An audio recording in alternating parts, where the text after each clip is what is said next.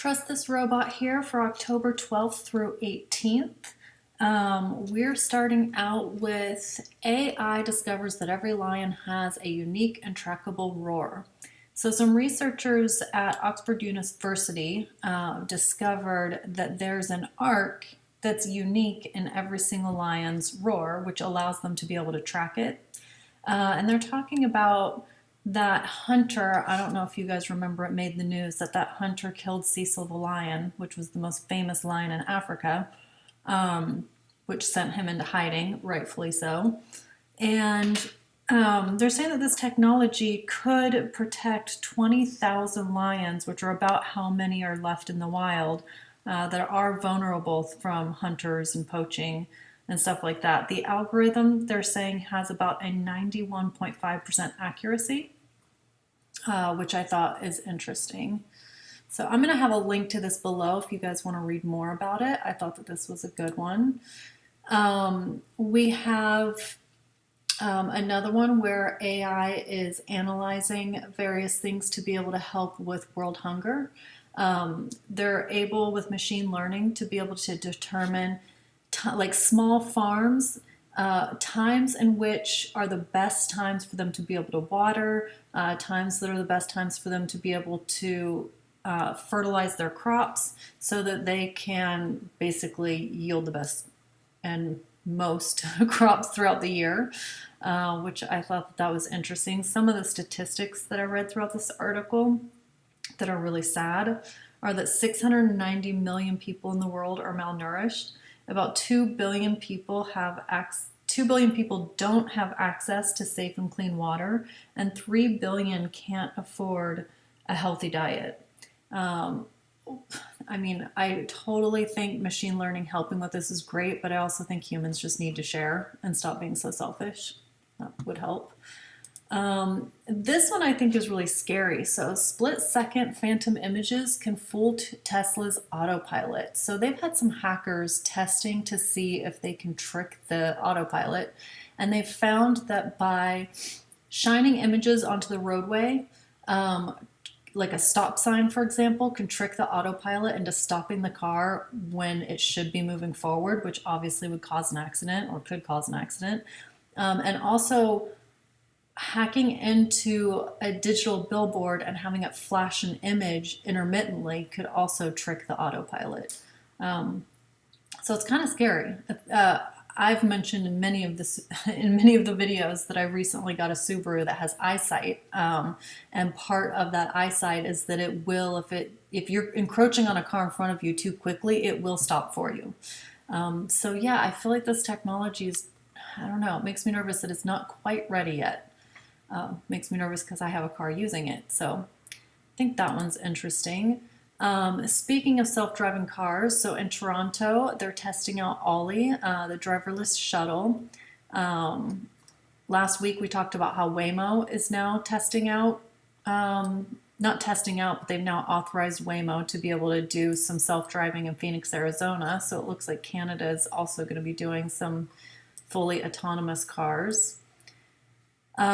This one I think is interesting since we're talking so much about autonomous cars. They're trying to determine who's responsible in an accident. Is it the car? Is it the, like let's say that there's a Tesla accident and it's in autopilot. Is it Tesla that's responsible, or is it the driver or the passenger who's responsible? And once it goes fully autonomous and there's no longer a kind of a safety driver and it's just fully autonomous, then who's really responsible? My opinion would be that it would be the company who created the car and the AI, but there's all kinds of stuff in this article where they're figuring out ways that they are going to plant the blame on the human in the car, even if the car is the one that gets into the accident via the AI. So this is something that's really interesting. And I think that with lobbying and money from these large corporations, I think it could go in the wrong direction.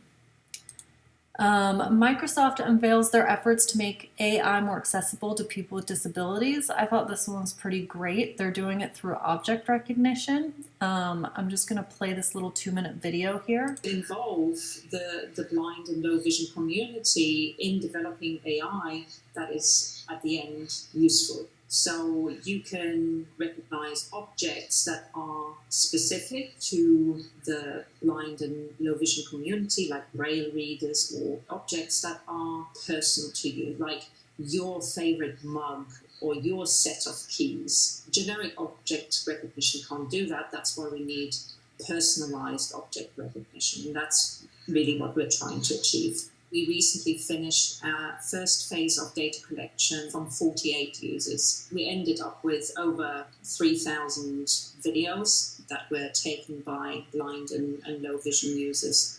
So during COVID, people obviously want to recognize their face mask rather than somebody else's face mask, which is a really good thing to do. It could be your white cane, say if it gets jumbled up with other white canes, or if somebody has taken your keys, put them somewhere else, or it could even be a friend's front door. We don't really need the perfect video. It has to show the object in various positions, in various settings, so it can generalize to what is important about that object. AI is driven by data. Without data, there is no AI or advances in AI. What we're trying to do is what is commonly termed low-shot learning. Rather than using thousands of examples, we're trying to learn from 8 videos per object. And that obviously is very, very challenging. We're scaling up, targeting 300 users, and hopefully by the end of phase 2, we will have over 10,000 videos to personalize an object recognizer. All right, so I thought that one was pretty good. Let's see. Nvidia is going to be working on the world's fastest supercomputer in Europe. This one I think is interesting because it talks about not only the one that they're currently working on in Italy, which they're going to be calling Leonardo, but then it also talks about the Pan-European Consortium also plans for more supercomputers for Bulgaria, Finland, Portugal, and Spain. So Europe's definitely expanding on supercomputers. Let's see. So this is not AI related. The next two are not AI related. They're digital currency related, which I think bigger picture, I keep talking about digital currencies and cryptocurrencies because I think in the end, not in the end, but ultimately AI is going to be on the blockchain. So I think it's all one in the same big picture. So the Chinese government is handing out 1.5 million in digital red envelopes to lottery winners to trial a cashless society. So I think that this is what is coming pretty quickly. I think that they're trialing it in China, and I think we'll probably see that here in the US pretty soon, which brings us into the next one, which is on Monday, October 19th, Fed Chair Jerome Powell will be speaking at the IMF on digital currencies. And we look into this further, he's specifically going to be talking about cross-border payments, which anyone who's in crypto, you know that's XRP. So I'm curious to find out if when he talks about this, if he is going to say whether XRP is a security or not, which I think will be it'll be interesting. So I am going to have links to all of this stuff below. I will also have a link to the IMF website where you can watch this talk if you want to see it. And I will have more for you next week. Have a great week.